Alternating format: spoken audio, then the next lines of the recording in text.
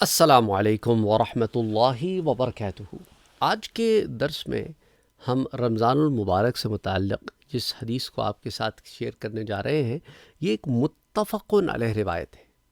یعنی متفق علیہ روایت سے مراد یہ وہ روایت ہے اور ایسی روایت ہے جو صحیح بخاری میں بھی موجود ہے اور صحیح مسلم میں بھی موجود ہے۔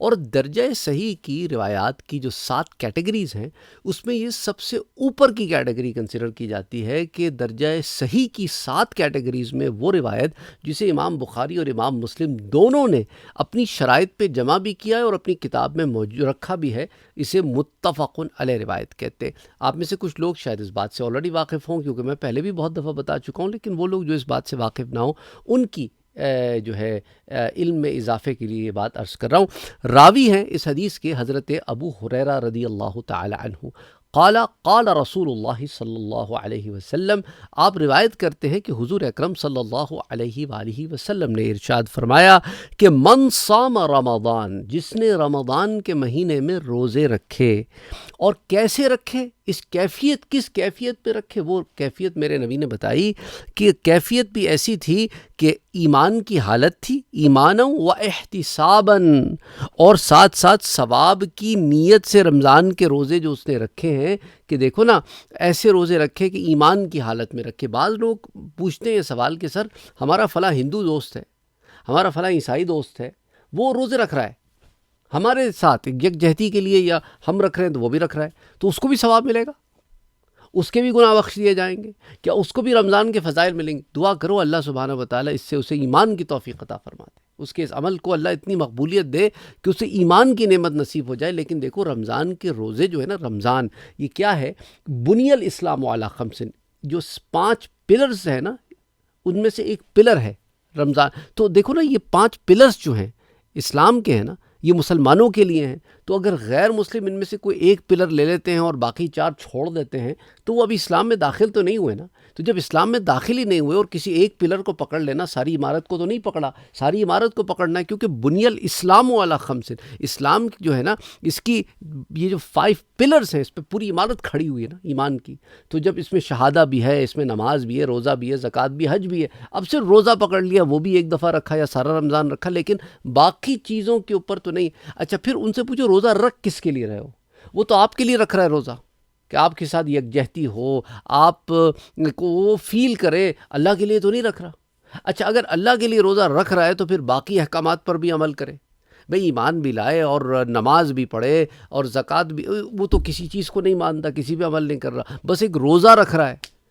بعض لوگ ہیلتھ بینیفٹس کے لیے بھی روزے رکھنا شروع کر دیتے ہیں کہ بھئی مسلمانوں کے ہاں روزے رکھنے کا جو طریقہ ہے اس سے ہیلتھ بینیفٹس گین ہوتے ہیں، تو چلو ہم بھی روزے رکھتے ہیں رمضان میں۔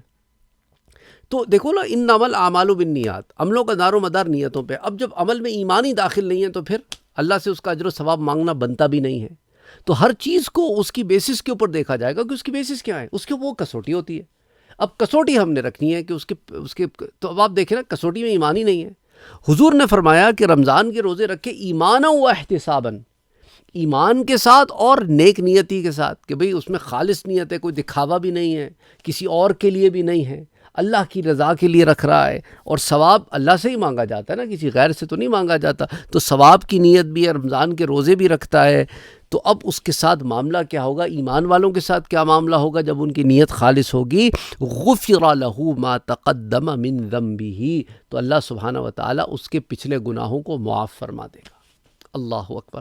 اچھا لوگ یہاں فوراً پوچھتے ہیں اچھا حقوق العباد بھی نہیں، حقوق العباد تو آپ نے ان سے معاف کرانے نا جن کے حق میں ڈاکے مارے ہیں۔ یہ کیا بات ہوئی، عبادت آپ کریں اور حقوق دوسروں کے آپ کے لیے معاف ہوتے رہیں؟ یہ تو ہمارے ہاں لوگ بھی تو ہے نا، عقل عیار ہے، 100 بھیس بدل لیتی ہے۔ نہیں جی، حقوق العباد کے ڈاکے تو اب مارے ہیں تو پھر انہی سے معاف کروانے پڑیں گے جن کے حق میں ڈاکے مارے ہیں۔ تو یہ بات ذہن میں رکھیں۔ اچھا یہ جو روایت میں نے آپ سے ذکر کی نا، بہت پیاری روایت، اتنی پیاری روایت، آپ دیکھیں نا، انسان 30 دن کی محنت ہے، 29 دن کی محنت ہے، اور کتنے گناہ معاف کر رہا ہے میرا رب، سبحان اللہ سبحان اللہ۔ دیکھو ایمان ایک ایسی زبردست چیز ہے نا کہ ایمان سے بڑی چیزیں مل جاتی ہیں۔ ایمان وہ کہتے ہیں نا چابی ہے اس دروازے کی، جسے کھولو تو پھر دوسری طرف تو حد ہی کوئی نہیں اچھائیوں کی۔ اس لیے اللہ نے کہا کہ وہ لوگ جو ایمان لائے اور نیک عمل کیے، الذین آمنوا وعملوا الصالحات، ان کے لیے کیا ہے؟ فَلَهُمْ أَجْرٌ غَيْرُ مَمْنُونٍ، ان کے لیے کبھی نہ ختم ہونے والا اجر ہے۔ اچھا ان کے علاوہ جو لوگ ہیں وہ ان کا کیا معاملہ ہے؟ تو ان کو اللہ سے سیپریٹ کر دیا نا، اللہ کے یعنی ایمان کے بغیر جو لوگ ہیں نا ان کا تو معاملہ ہی بہت برا ہے، وہ تو اسفل سافلین ہیں، وہ تو ان الانسان لفی خسر میں آ گئے کہ انسان تو خسارے کا آدمی ہے، خسارے کا سودا کر کے آیا ہے۔ تو دیکھو یہ روایت جو اسے امام بخاری الصحیح میں کتاب الصوم میں روایت کرتے ہیں، باب قائم کیا ہے صوم رمضان احتسابا من الایمان، اس میں حدیث نمبر 38، پھر امام مسلم اسے صحیح میں روایت کرتے ہیں کتاب الصلاۃ المسافرین وقصرها میں باب الترغیب فی قیام رمضان وهو التراویح، اور اس میں پھر اس کے علاوہ حدیث 760، پھر امام ابی داود نے اسے سنن میں روایت کیا ہے، امام نسائی نے اسے سنن میں روایت کیا ہے، اسی طرح اسے امام ابن ماجہ نے سنن میں روایت کیا ہے۔ تو اب آپ دیکھیں نا، امام ترمذی کے علاوہ صحاح ستہ کے 5 محدثین نے اسے اپنی اپنی کتابوں میں جمع کیا ہے۔ سبحان اللہ سبحان اللہ سبحان اللہ۔ تو بہرحال اللہ سبحانہ و تعالیٰ سے دعا ہے کہ اللہ ہمیں زیادہ سے زیادہ محنت کرنے کی اور اپنے رب کو راضی کرنے کی محنت کرنے کی توفیق عطا فرمائے، اور اللہ اسے قبول فرمائے، آمین، اور اس پر ہمیں استقامت بھی دے اور مزید محنت کرنے کی توفیق عطا فرمائے۔ اپنا اور اپنوں کا بہت خیال رکھیے۔ السلام علیکم ورحمۃ اللہ وبرکاتہ۔